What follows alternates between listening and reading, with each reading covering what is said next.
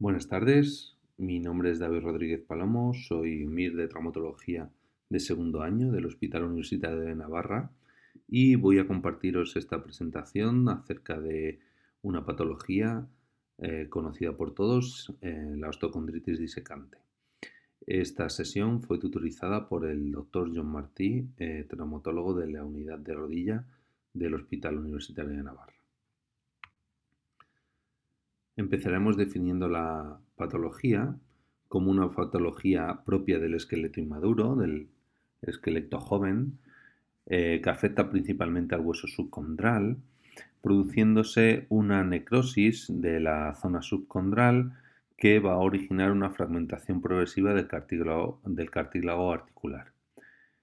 Esta patología puede darse en cualquier zona del esqueleto, siendo la zona más frecuente la rodilla. La epidemiología, la incidencia de la patología aproximadamente es de 15 a 29 casos por 100.000 habitantes, siendo más frecuente ya que es una patología del esqueleto inmaduro en niños o adolescentes. La edad más frecuente de aparición es entre los 12 y los 19 años. Por sexo es una patología más frecuente en varones y la localización dentro de la rodilla, como hemos dicho que es la más frecuente, la localización clásica suele ser la parte medial del cóndilo eh, medial, eh, pudiendo aparecer también en la patela o en otras localizaciones.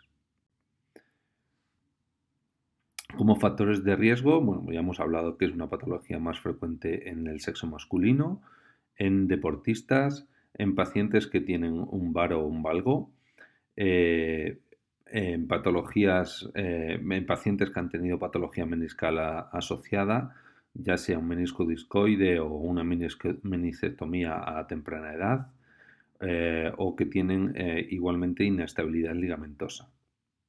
También existen factores anatómicos que contribuyen a la aparición de esta enfermedad. La etiología es multifactorial. Como hemos dicho, hay varias posibilidades de origen de esta patología.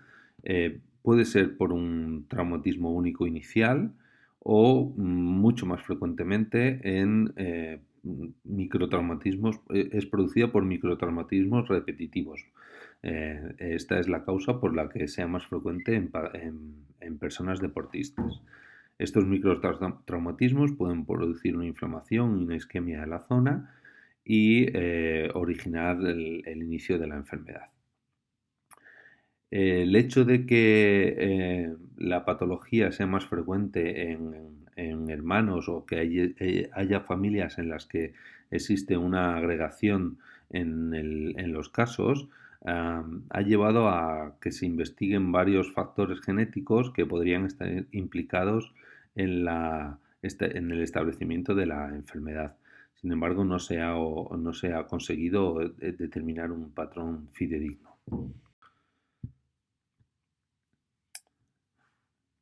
La patología, la osteocondritis disecante, va a evolucionar en fases. Una patología que podemos diferenciar varias fases de progresión. Las primeras fases, las fases precoces, no son evidenciables en las pruebas complementarias. Únicamente en la fase 2 el edema intraóseo sería identificable en una resonancia magnética, igual que las microfracturas travasculares. Y ya las fases 3 y 4 podríamos identificarlas en la radiografía convencional, observando pues este anillo esclerótico o la osteonecrosis, y en la fase 4 pues la fragmentación del propio cartílago con el hueso subcondral. Vamos a diferenciar sobre todo dos tipos de osteocondritis disecante. La osteocondritis disecante juvenil es aquella que aparece en edades más precoces o más jóvenes, cuando las fisis, el cartílago de crecimiento todavía está abierto, y es la más frecuente y la más benigna. También existe una forma que llamamos de adulto, aunque recordemos que es siempre en personas habitualmente jóvenes, que llamamos closed physis o de fisis cerradas porque ya no observamos ese cartílago de crecimiento. Existe igualmente una forma maligna en la que la progresión y la destrucción del cartílago de articular es pues de rápida evolución y muy llamativa. El diagnóstico clínico, los pacientes van a acudir a nuestra consulta hablando de dolor, rigidez o inestabilidad, que puede ir o no asociado a derrame articular.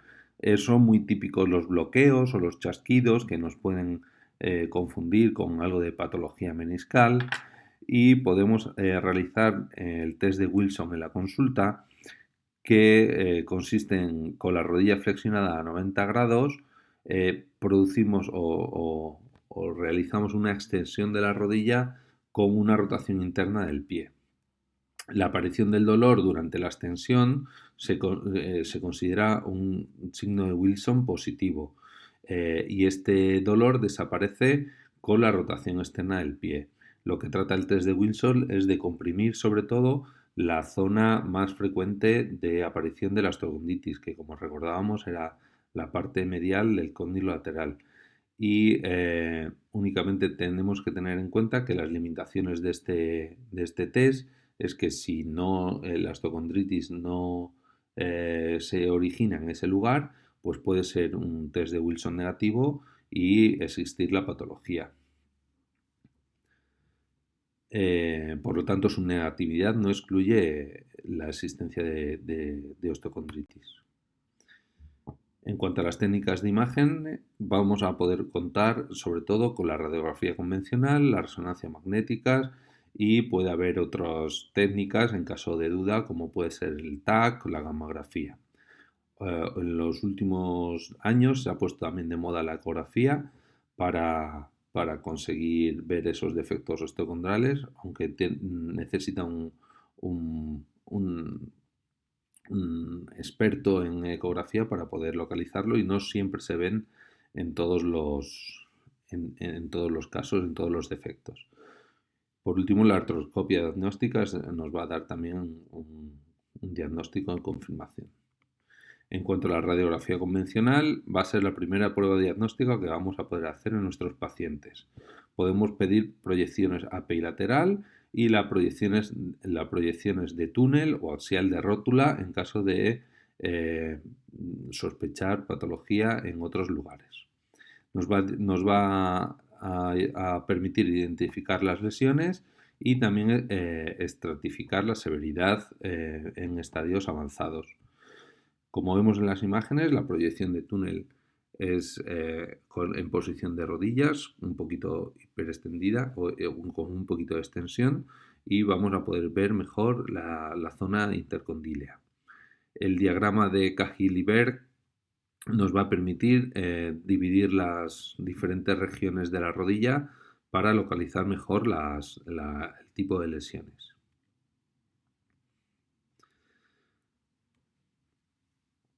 En la clasificación de la SOFCON nos permite estratificar la severidad de las lesiones encontradas en la radiografía convencional. La resonancia magnética, sin embargo, va a ser la prueba de elección para la confirmación y la caracterización de las lesiones, ya que la sensibilidad y la especificidad de esta prueba es muy alta para identificar las lesiones de osteocondritis disecante. Por norma, las lesiones van a ser hipointensas en T1 y heterogéneas en T2. Además, esta prueba nos va a permitir realizar una planificación posterior del tratamiento, ya que nos va a permitir hacer una estimación de la forma y el volumen de la lesión, va a determinar la estabilidad o nos va a dar una idea de la estabilidad de las lesiones y puede identificar fragmentos de cartílago libre que puedan ser fijados a posteriori. Esto también nos va a permitir hacer una estratificación de la gravedad que también tiene su clasificación descrita ya por Diapola hace bastantes años. Aquí vemos algunas imágenes de osteoconditis disecante en resonancia magnética. Vemos que la señal es hipointensa en T1 y en T2 es hiperintensa en la zona de heterogénea, hiperintensa en la zona de edema y de lesión, y que incluso en fases más avanzadas nos aparece un anillo hiperintenso que corresponde a la introducción del líquido articular dentro del surco de la lesión. Además, la resonancia magnética nos va a permitir hacer una presunción pronóstica dependiendo del tipo de hallazgos que tengamos. En las fases iniciales únicamente vamos a ver señales hipointensas o heterogéneas de edema subcondral, mientras que en las fases avanzadas ya vamos a ver pues, grietas, flaps o defectos condrales de mayor entidad. Igualmente nos va a permitir identificar la viabilidad del fragmento en caso de que éste sea de importancia y haya que fijarlo. Gracias a la introducción de contraste con gadolíneo, las señales hiperintensas en T1 tras la introducción del gadolíneo quiere decir que el fragmento recibe aporte sanguíneo y por lo tanto será viable fijarlo. Sin embargo, las señales hipointensas, después de la introducción del contraste, pues nos indicarán que ese fragmento va a evolucionar hacia el desprendimiento y tendremos que agilizar un poquito el tratamiento para evitar que se produzca el defecto. En cuanto al tratamiento, podemos optar siempre con dos modalidades, el tratamiento conservador y el tratamiento quirúrgico. El tratamiento conservador va a consistir en una fase de descarga o carga parcial de 12 semanas aproximadamente, con restricción del deporte, sobre todo en aquellos casos de deportes de contacto o de deporte de alta carga. Se puede valorar la inmovilización, aunque esto no ha demostrado una agilización o una mejoría del pronóstico de las lesiones, y a las 12 semanas se puede reevaluar. Si el alivio del dolor se ha conseguido con el reposo deportivo, podemos iniciar un proceso de recuperación o reintroducción del deporte con potenciación de la musculatura del tren inferior y de manera progresiva elevar el nivel de carga. Para la elección del tratamiento quirúrgico hay que tener claro dos conceptos. Primero, el concepto de estabilidad de la lesión, que podemos determinar bien con la resonancia magnética, bien con la artroscopia, y el tipo de osteoconditis que estemos tratando, bien sea la versión juvenil o la del adulto. Para valorar la estabilidad de la lesión existe una clasificación artroscópica que se llama la ROC, del grupo de ROC, en la que podemos diferenciar diferentes tipos de lesiones. Es muy intuitiva, ya que nos dan imágenes asociadas a conceptos para valorar el tipo de lesión. Por ejemplo, la bola de billar quiere decir que no existen alteraciones en el cartílago articular, y vamos a ver el cartílago articular en las imágenes de artroscopia como si fuese una superficie lisa simulando una bola de billar.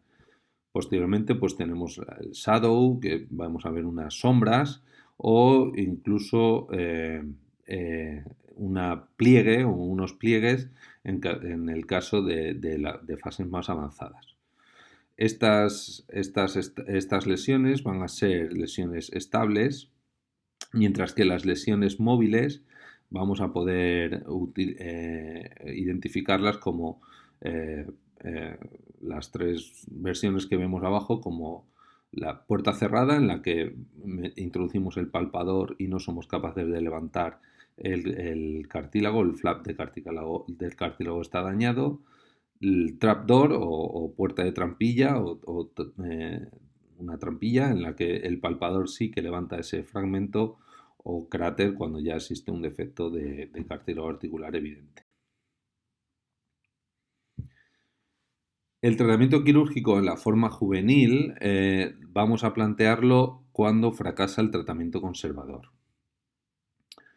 El tratamiento quirúrgico en la forma juvenil, el tratamiento de elección va a ser las perforaciones, el drilling o las perforaciones. La extinción y el desbridamiento de las zonas lesionadas se ha demostrado que tiene pobres resultados a la hora de conseguir reparación del cartílago y tiene una evolución rápida y más agresiva hacia la osteoartritis de la articulación. El drilling, como digo, es la técnica preferida en este tipo de pacientes más jóvenes. Puede ser anterógrado o retrógrado y puede estar asociado a la introducción de chip de esponjosa en la zona de la lesión.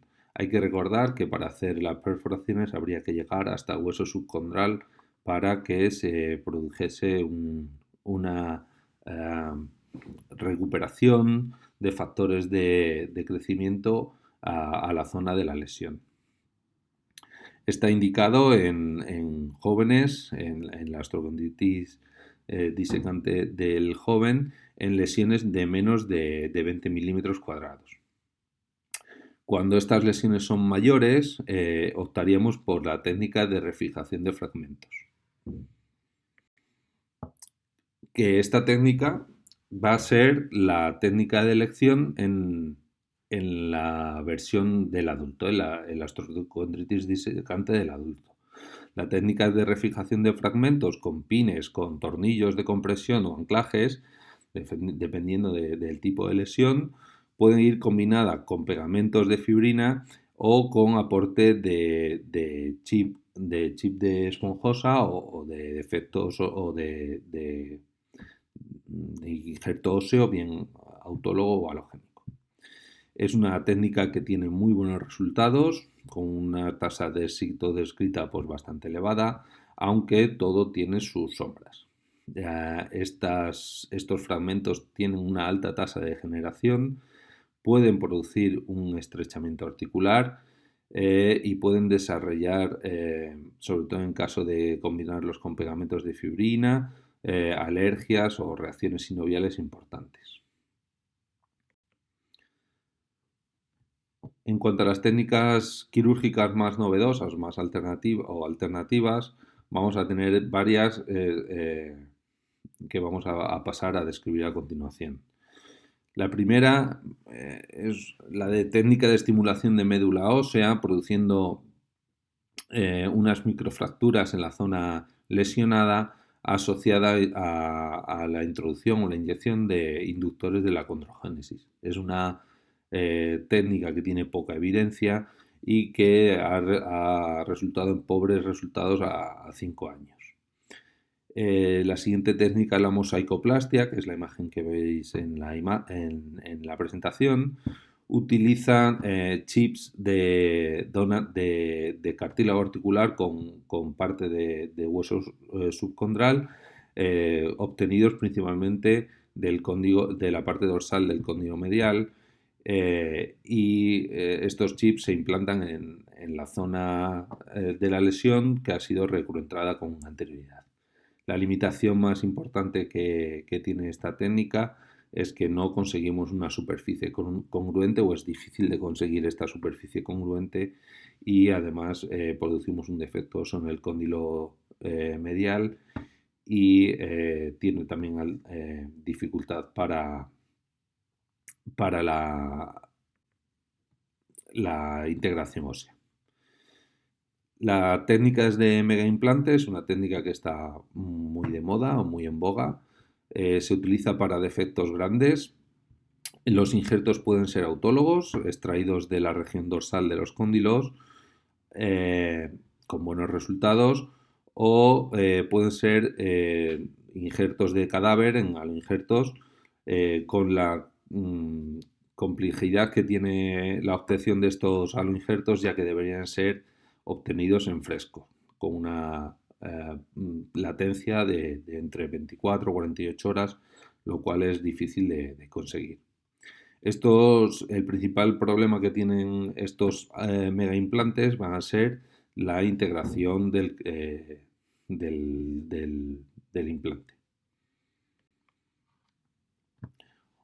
Una técnica muy novedosa que está obteniendo bastantes buenos resultados es el implante de condrocitos autólogo mediante la técnica CARES, que consiste en una matriz de colágeno o de gel, a hacer una siembra de condrocitos autólogos. Ese gel se preforma con la forma de la lesión. En caso de que existan defectos subcontrales importantes, se pueden asociar a grafos óseos, y el porcentaje de resultados excelentes es bastante elevado. En este estudio se comparan las diferentes técnicas reconstructivas de las que hemos estado hablando. Es un estudio de alta heterogeneidad, ya que pues los pacientes son muy variables, no tienen heterogeneidad en el número de pacientes incluidos, ni en el tiempo de seguimiento, ni en el tipo de técnicas utilizadas. Por lo tanto, es un estudio que no consigue demostrar diferencias significativas a favor de ninguna de estas técnicas, pero sí que se aprecian dos tendencias: que la patología tiene mejor, o las técnicas quirúrgicas tienen mejores resultados en la versión juvenil de la enfermedad, y que la técnica que parece que tiene mejores resultados es la técnica de implante autólogo de condrocitos. Y con toda esta información podríamos hacer este algoritmo diagnóstico. En un paciente que nos llega a nuestra consulta con una sospecha de osteocondritis disecante o con el diagnóstico de osteocondritis disecante, debemos plantear si el paciente está asintomático o sintomático. En el caso de que esté asintomático, únicamente habrá que monitorizar la evolución de la lesión. En los sintomáticos, en los pacientes juveniles, deberíamos optar principalmente, en primer lugar, por un tratamiento conservador, con restricción del deporte durante 3 meses, esas 12 semanas que hablábamos antes, y ver a ver qué tal va con el dolor. Si el dolor se resuelve, únicamente tendremos que monitorizar la cicatrización de las lesiones, pero si persiste el dolor, deberíamos realizar una prueba diagnóstica, que en este caso recomendamos la resonancia magnética. En la versión del adulto, cuando ya las fisas están cerradas, deberíamos indicar unas resonancias magnéticas para ver la viabilidad de la lesión. Y nos vamos por la parte derecha del cuadro, ya que la resonancia magnética nos va a dar nos va a permitir determinar si son lesiones estables o inestables. En las lesiones estables podemos optar por el tratamiento conservador, y en el caso de que persista el dolor, pasar a la artroscopia con las perforaciones, y en caso de lesiones inestables, la artroplastia nos va a permitir identificar patrones para hacer la fijación con grafting o técnicas de reconstrucción más avanzadas como las que hemos visto. Como conclusiones, hay que decir que la osteocondritis disecante es una patología de gente joven, habitualmente deportistas, y que la resonancia va a ser la técnica diagnóstica de elección para la confirmación y caracterización de las lesiones.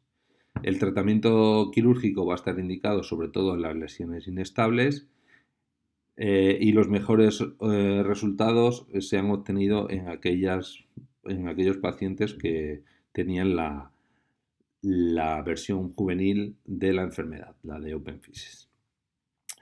Los resultados más prometedores de las técnicas expuestas han sido con el implante autólogo de condrocitos. Bueno, y esto es todo. Muchísimas gracias por vuestra atención.